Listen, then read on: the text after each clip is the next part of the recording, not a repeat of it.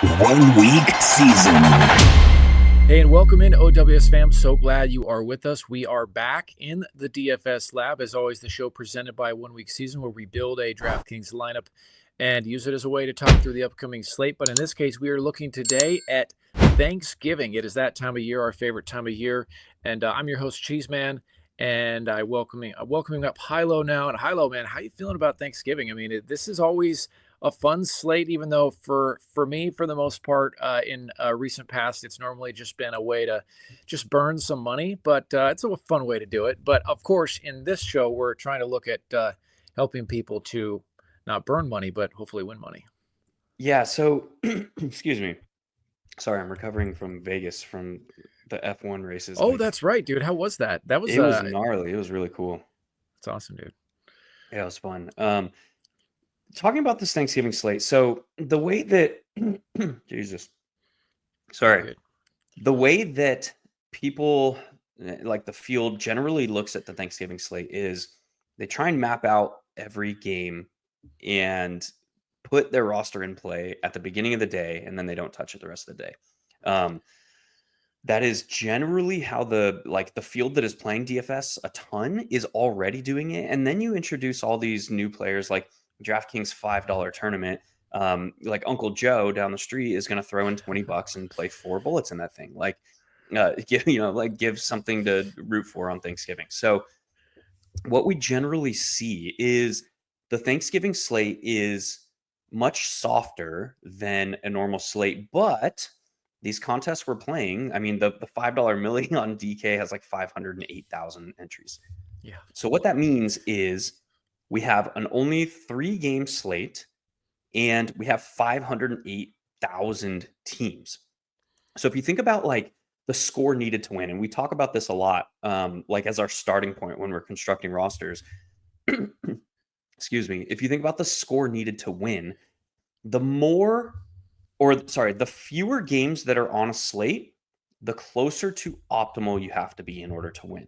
Take it to the extreme and go to showdown.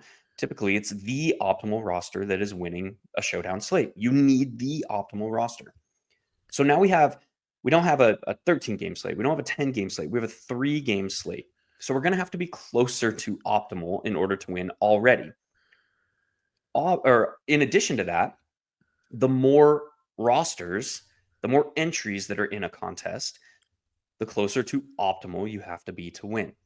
So we need to go into this slate thinking that we need the optimal roster in order to win $1 million. With that in mind, everybody's going to be looking at that, like even if they have that understanding, and the percentage of the field that is going to have that understanding on this slate is going to be very, very small. Even the percentage that does have that understanding, a large percent of those players are going to be building in the morning and then not touching their roster. What's so interesting about the Thanksgiving slate is that we have new information with every game played because none of the games are played at the same time. So if you look at like after the first game, before the second game kicks off, we need to be reassessing how close to optimal were our rosters. So we need to be going through every single roster that we have in play. If you land on an optimal roster, like through the first game, say, for example, like what is the first game? Detroit. I think Detroit, Chicago, isn't it? I think Detroit normally always plays first. So I haven't even looked, but that's a... Let me just pull DraftKings up here. It is Chicago and the Lions. So we have the Bears and the Lions. We have a Bears offense that is new, and they're coming off a 47 pass attempt game last week, and they are in oh shit mode in their season. They have to win or they're effectively eliminated from playoff contention. Yeah. So they are going to be potentially in oh shit mode during this game. And again, for those that aren't familiar or who haven't watched us before, there's 3 phases of an NFL game. And the way I like to break this down to kind of conceptualize how game environments develop and happen. The first quarter to quarter and a half is your game planning phase. That is the phase where everyone, coaching staffs have their game plan for the week. They're going to come in, they're going to run what they've practiced and what they've planned for the previous week. Once that starts happening, once you start getting punched in the mouth, you see what's working, what's not working, you make those adjustments. That's entering the adjustment phase, I call it. That is, we're going to tweak things. We're going to introduce more play action. We're going to layer our routes differently. We're going to do different things on defense. All the adjustments that are made, and typically we see that for another quarter and a half. What we want when we're targeting a game environment is we want to get to what I call the oh shit phase. We want to get all bets are off. We need to go out and we need to win this game. It doesn't matter how it happens. So the oh shit phase, it can be like, it cannot happen until the final drive of a game. Like, look at like the Steelers. The Steelers are trying to take every game into the fourth quarter, and then they'll assess and they'll figure out like, how do we win this game in the fourth quarter? We don't like that for DFS game stacking, for team stacks. Yeah. We want teams to be thrust into oh shit phase faster. This first game has a very, very interesting setup because the Bears are in oh shit phase for their season. And they proved last week against Minnesota that like they're totally fine just throwing caution to the wind. We're going to move the football. And if through the air is the best way to do that, we'll do that. That's interesting in this matchup because the Lions are one of the highest pass funnel defenses in the league. Now you look at the Lions, and it's like almost a weekly occurrence that they're scoring 30 plus points. So not only are the Bears already in oh shit phase of their season, they might be thrust into oh shit phase in this game because the Lions are very, very good at scoring points. So that is a very interesting setup for a game, and it's a very interesting aspect to have it as the first game on the slate because this could be like the game that you needed. So because of all that, and because of all those things we just talked about, like the theoretics behind the Thanksgiving slate, we need to be reassessing, like, how did we perform against expected optimal after this first game? Did it completely shoot out? Did a Caleb Williams double? Sorry, guys. Yeah. Did like a Caleb Williams double go for 80 points? Like between those three players? Did Amon-Ra have one of his crazy blow up games? Was Jahmyr Gibbs rushing for 102 because Dave Montgomery's banged up? Like, there's so many players in this game that like could be pieces you had to have. So if we're assessing, like, say we put in 10 rosters into the $5 million, we're just $50. Exactly. Good start. Yeah. Say we put in 10 rosters, and say we built 2 Caleb Williams doubles within that, and we brought it back with Jahmyr Gibbs. Okay, we're reassessing, and in that 10 roster chunk of ours that we have in play, we see, okay, we have 2 Caleb Williams doubles. We nailed his stacking partners. Like, say it was Keenan Allen and Rome Odunze that go off with Caleb Williams because he's attempting 57 passes. That happens. Say if that happens, and Jahmyr Gibbs, Dave Montgomery is not utilized at his normal rate because he's coming off the injury, and Jahmyr Gibbs goes ham and goes for 102. And no one else in that game really like cracks 15 DK points. If that happens and we nailed, like, we're optimal through that, now we have a very, very interesting decision point, and say we have 2 rosters like that. Is it best to, like, what are we thinking at that point? Well, first thing I'm thinking is I'm on optimal on 2 of my rosters. I want more shots on goal to end optimal. So I'm going to build the rest of the roster on those 2 rosters completely differently. I'm going to see if I can fade Devon Achane in one of them, because he's probably going to be rather chalky. I'm going to probably play Devon Achane in another, but I'm probably going to play him with like another Miami piece. So the theoretics behind the slate, I love this slate so much because it's so much more than there's 3 games going on.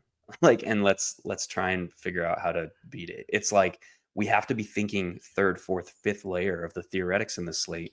And not only that, reassessing as we get more information. And that's what's really fun about this slate is like we're getting more information with each play, really, to be able to adjust our rosters from there. Yeah, absolutely, man. I love that approach. And again, it's like something that obviously if you have 2 lineups with the optimal, and you're like, okay, I'm going to take one direction, one another direction. It's not like you can go into an optimizer. You just kind of have to like hand build those and fiddle around with them. So you probably need at least a couple minutes to do that. Yeah. Yeah, and there's it's like time out your bathroom breaks with the family for Yes. Thanksgiving. Um, Got to be but strategic. there's different ways to approach like that mentality. We've talked about it at OWS for the past few years. A lot of guys that are on staff at OWS will build duplicate rosters. So we'll build like if we're entering 10 rosters, we'll enter 5 rosters twice. We're not just entering 10 rosters most times, but just trying to relate to like your average Joe who's playing this game. If you're entering 10 rosters, think about entering 5 rosters duplicated, because for this scenario of I want to reassess as we're going after that first game. If I have 2 iterations of each roster, I can now take those in different directions for the other 2 games. So yeah, there's just a lot of theoretical components of this slate that I really, really like. And these are things that like a vast majority of the field is not going to be paying attention to this week or Yeah. for Thanksgiving.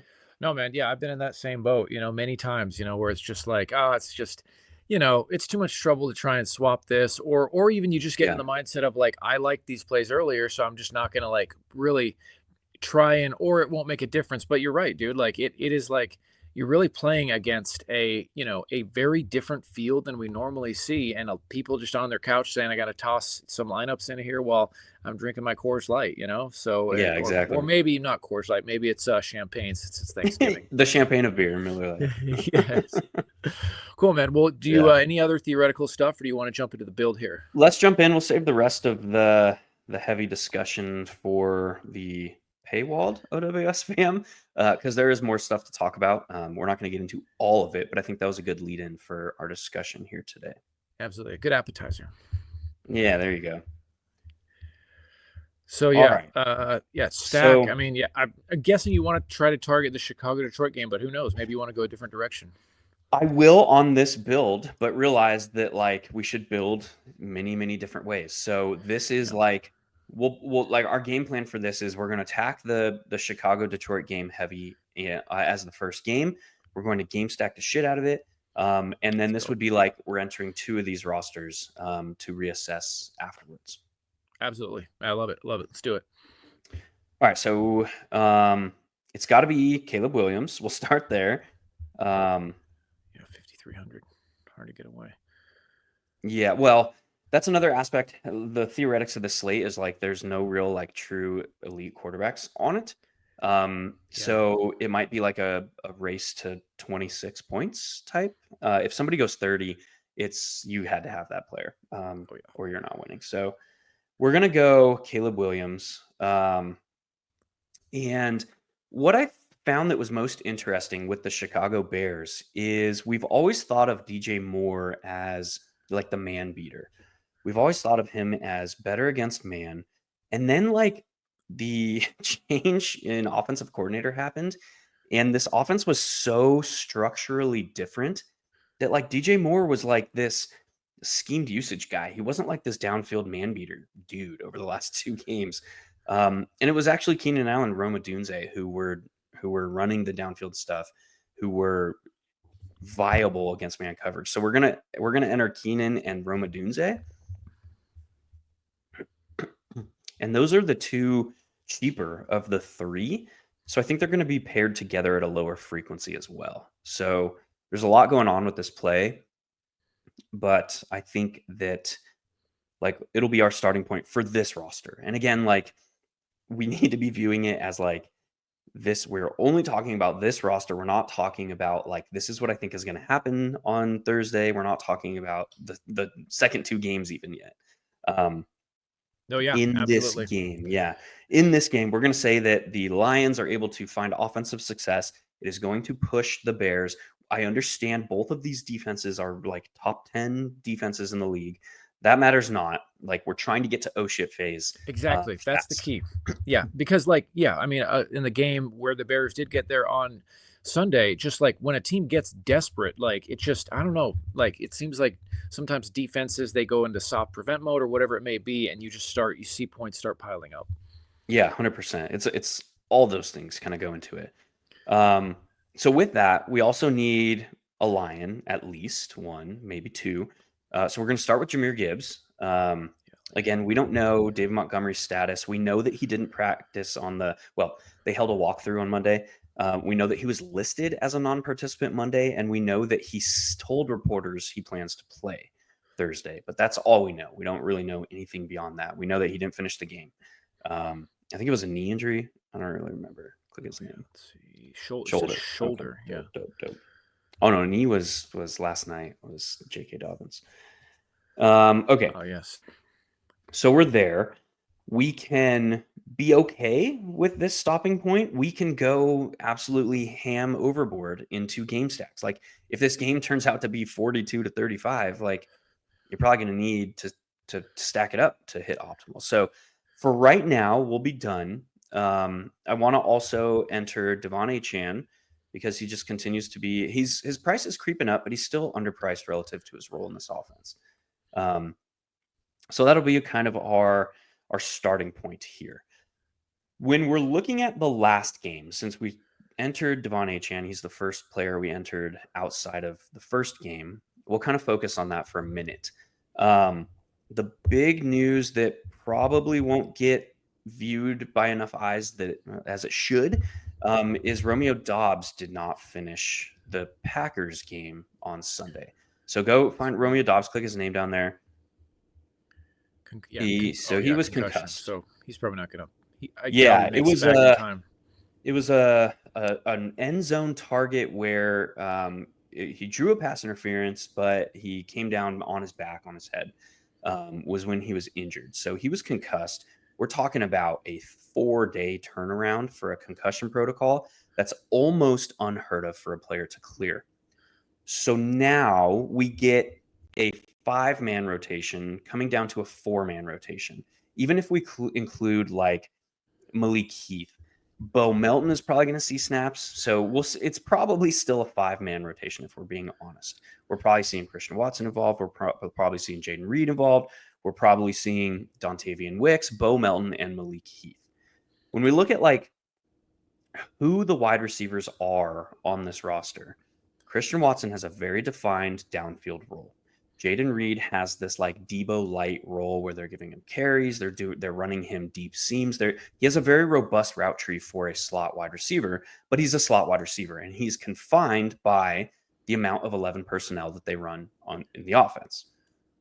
We also have Malik Heath, who is probably from a physical and a player archetype standpoint, the most direct fill-in for Romeo Doubs and what he does. He's 6'2", he's a prototypical like X-type wide receiver. He has those type of tools. And that's what Romeo Doubs is asked to do in this offense. The problem is Romeo Doubs is like a complete receiver. He does all the little things that Matt LaFleur asks of his receivers. He does all those things right. So that's why he's leading the team in snap rate at wide receiver this year. He's really good in the run game at blocking. He's really good at understanding what like situational role he is being asked to do. And that's why he's leading the team in snaps. So while Malik Heath is like from a physicality standpoint, from a player archetype standpoint, he's the most direct like fill in for Doubs. He does not do those additional things right. And then you have Dontavian Wicks, who does not do those situational things right. He is really good at getting open. Like he's near the league lead in average separation score or AS from fantasy points. He's always open. When he's in a route, he's always freaking open. But he is not good in the blocking. He's like, if I had to relate Dontavian Wicks, I would say he is early career Brandon Ayuk. So remember when Brandon Ayuk wasn't seeing the field and he was like, hey, why? He's always open. Like this guy's so good. He wasn't doing like the nitty gritty Kyle Shanahan shit right. Yeah. Once totally. they developed that, then he was like, he's like one of the top 12, 15 wide receivers in the league. So that's Dontavian Wicks. He's like early career Brandon Ayuk. He's always open, but he doesn't do like this other stuff right. And then you have like Bo Melton, who's an undersized guy. He's probably most relatable to Jaden Reed. So when we're looking at like how we expect these wide receivers to be utilized, Christian Watson probably isn't going to see his role changed. Jaden Reed probably isn't going to see his role changed, but we know they are clearly defined roles. So who steps into the role that is left behind by Romeo Doubs? It's probably both Dontavian Wicks and Malik Heath, if I had to guess. So with that, Dontavian Wicks is already seeing like 40% of the snap rates. I really like Dontavian Wicks in this spot. Like, matchup be damned. This is a Packers team that is coming off of like 2 emotional wins in a row. They stomped Shanahan in the 49ers 38-10 last week, and they won on a blocked field goal against Chicago the week before. So, and that's after coming off their bye. So, like, they are riding this emotional high. There's 2 ways that can go. Like, this is a potential letdown spot, and I hate to say it, we're both Packers fans. This is a potential letdown spot. I want to see it. Yeah. Or this is a spot where like they just continue that momentum. So really, really wide range of outcomes. The other side, and I've been talking also, so long, but I don't know if this factors, but it looked like it's forecast to snow at Lambeau Field. So, I love weather, it, baby. Thanksgiving snow game at Lambeau doesn't get any better, dude. When I was thinking about it, I was like, oh, it's Thanksgiving. I'm sure they have this game in Miami just because, that's a destination. But no, it's in Green Bay, man. That's perfect. I love it. Yeah. The other side of that equation is, since Tua Tagovailoa came back 5 weeks ago for the Dolphins, they've scored 23 points or more in every game, 27 or more in all but one, and hit 34 points in consecutive weeks. Now we have to kind of like take that with a grain of salt, or like get some context, because they played the Patriots, the Raiders, the Rams, the Bills, and the Cardinals in that string. So really the only like good defense, like top half defense, was the Bills in that span. But still, like, they have been putting up points with the best of them. And this was the last team in the league to score 21 points or more. Like, they were the final team in the league to score 21 points or more, and it happened in week 8 against the Cardinals. So that is wild. This team is very different now that Tua is healthy. They're scoring points, they're sustaining drives, and they have a defense that is playing really, really well, that is also forcing teams to march the field. Very, very similar to kind of how the Packers' defensive mythologies are this year. So, like, all of that, like, this game environment does not stick out on paper, but we're not looking. We're kind of looking for the top 5% outcomes here. So because the Dolphins are in oh shit mode, like they're trying to save their season. They've rattled off 3 consecutive wins after crushing 1-point loss to Arizona and a crushing 3-point loss to the Bills. Like, they need to win. They are not winning the division, but they need to win to have a chance at what is we're probably going to see like a 10-7 team, or maybe even a 9-8 team, make the playoffs in that final wildcard spot out of the AFC. The NFC is a lot more top heavy. We're probably going to see 3 playoff teams from the NFC out of the NFC North. So this game has a lot of meaning for both of these teams. The Packers are still trying to keep pace. They're still third in the division behind the Vikings and the Lions. So they're still trying to keep pace. I mean, this is the difference between like a 2 seed or maybe even a 1 seed and a 7 seed for the Packers. So like there's a lot of motivation here. So all of that to say, like, I think it's reasonable to say like a mini correlation like Devon Achane and Dontavian Wicks carries a lot of upside here. Even if we're not like attacking this game environment. Yeah, absolutely. And again, Wicks is good. Only 4,200. So you want to put him in? Yeah, let's put him in. And now we're kind of left with these last 3 spots. There's 2 ways to go with this. We either say, okay, we don't have any players from that middle game. Our defense should come from that game. Or we say we don't have any players from that game. If players go off in that game and we don't have it, even if our Caleb Williams double went off, like, we're screwed. We're not optimal. So I kind of want to do the second option. I want to look at players from this game. And this game could go so many different ways. Like two shitty defenses, two offenses with backup quarterbacks, two elite alpha wide receivers, two run games that are shit to below average. We'll say it like that. And then not a lot of secondary pass catchers behind those alphas. So like the structure of these two teams is very, very similar. Obviously, the Giants fired their coach and their GM this week. So they have like an interim. There's a lot going on here. So if I'm the Giants playing like a rival in the Cowboys on Thanksgiving on national television, our franchise is in shambles. Like we have the nation and plus watching our team. Like I kind of want to lean into our best players. So that's obviously Malik Neighbors, and that's probably also the running back room. And Tyrone Tracy is like legit good at football. So if I'm trying to manage this game and like just like not get embarrassed and maybe fight to come out with a win, I'm going to be riding Tyrone Tracy early and often. The matchup is great. The Cowboys are allowing bottom 5 yards before contact per carry.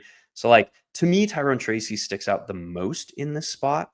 And you're effectively just saying like neither of these teams walks away with this game. The game environment stays close and Tyrone Tracy gets fed the football. And that hasn't been possible really since Tyrone Tracy took over from Devin Singletary as the starter. So if that happens now, we could see like a clear path to like 24 carries and 2 targets, like a legitimate workhorse type role here. So we'll enter Tyrone Tracy. We don't necessarily need a Cowboy. We can say like the Cowboys just fall flat. But with the way that this roster is structured, I kind of want one. So that effectively leaves Luke Schoonmaker. Yeah, I mean, yeah, I guess so. Because we're looking at tight You know end. what? We have so much salary, dude. Click on the tight end tab and go to all games. Oh right, yeah. What am I thinking? I'm sorry, we have more than this.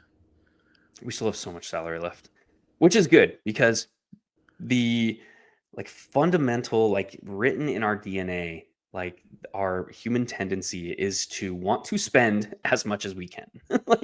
Yes. I mean, look at our freaking national debt, dude. Like we want to spend as much as we possibly can and then go beyond.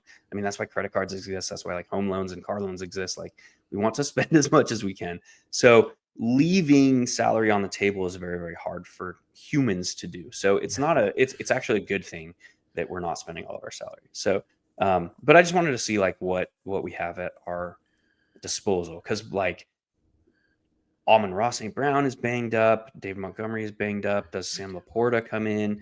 So it's probably Amon-Ra's probably fine, but yeah, but I mean, it is relevant, with this Lions offense, like on a short week, like they're gonna have to figure out something with these guys. It's an important game. Like, I mean, the Lions, for as good a position as they're in first, they also have to keep winning.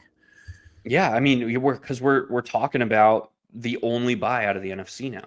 Yeah. It's legitimate. Like they have the Eagles nipping at their heels at 9-2 right now. Yeah. So and if they lose, Vikings too, dude. Yeah, the Vikings are right behind them too. Yeah. So, the Lions want to keep winning here. So click on tight end again. Yeah. I probably Laporta still has just not gone off. Will he ever? I don't know, man. Maybe this is the week. But, dude. So he was just getting more involved in the offense, and then he got hurt. And then go click on his name. Did he get hurt again? No, he got hurt 2 weeks ago. Oh right. Okay. Go to the game log. Yeah, so he had 6 targets in like just over 2 quarters worth of play against Houston, and then he got hurt. Yeah, already 16. Yeah, so he's got actually 3 of the last 5, or 2 of the last 5, he's had 15 or more. But he's still got a ceiling game in him, right? I mean, one would think. The things I'm thinking about here is overstacking with Kmet, hitting Sam Laporta as the over game stack or the Schoonmaker to get a piece of every team. And probably the option I like the least is Schoonmaker to get a piece of every team, because that also is kind of like fundamentally like in our like habit patterns. We kind of want to spread. We want a piece of every team. We don't need that on Thanksgiving. So let's go Laporta. Okay. So yeah, double game stack, and it leaves some space for sure in terms of the defense you want to go with here. Yeah, and the most natural thought here is to go the Giants defense to correlate with Tyrone Tracy. We don't have a Dallas Cowboy player. Actually, you know what? I want to go click on Dallas defense real quick. So they have 28 sacks. Okay, now go back to the Giants. I can't remember how many. I think they're towards the league lead. Yeah, 36 sacks. Let's go the Giants defense. It feels so gross. But the reasoning here is the Giants, I want to get the exact number, but the Giants are near the league lead in pressure rate. Let me get you the exact number. Oh, nice. Yeah, that's always important. The Giants rank 6th in pressure rate at 34%. Interesting on the slate, we also have the Bears at 36.7%. They're third. The Cowboys are at 33.5%. So either the Cowboys or the Giants are allowing so much pressure. Dude, we're going to switch it to... So the Giants are allowing 36.9% pressure rate, and Tommy DeVito is just like a sack god. He has zero pocket presence. So we're going to change it. We're going to go to the Cowboys. Got it. And this is something that like not many people will, their only exposure to that middle game being a running back and then the opposite defense, probably not going to see that. But you can do that. Do you think you can do that? I mean, you're going to have to in some lineups, at least if you build multiples. Yeah. So there is a viable path to this having like a viability for us. This game is just a slugfest, and neither of these teams can move the football. The Cowboys are getting the turnovers, and the Giants are just trying to keep the ball on the ground. Yes, absolutely. And a defensive touchdown, you throw that in there, and you've got gold. Yes, sir. Awesome, dude. Yeah, so that'll be our lineup. Love it. Okay, guys, for the podcast, Thanksgiving lineup: Caleb Williams with Keenan Allen and Roma Dunze, and then coming back from the Lions, Jahmyr Gibbs and Sam Laporta, and then finishing it out with Devon Achane, Dontavian Wicks, Tyrone Tracy, and the Cowboys D. Hilow, great stuff, man. As always, I'm sure you've got food or something, some kind of Thanksgiving prep you got to get to. But thanks for your thoughts as always, dude, and good luck on the Thanksgiving slate, man. Thanks, dude. You too, and good luck, everybody. We'll see you at the top of the leaderboards this weekend. See you guys.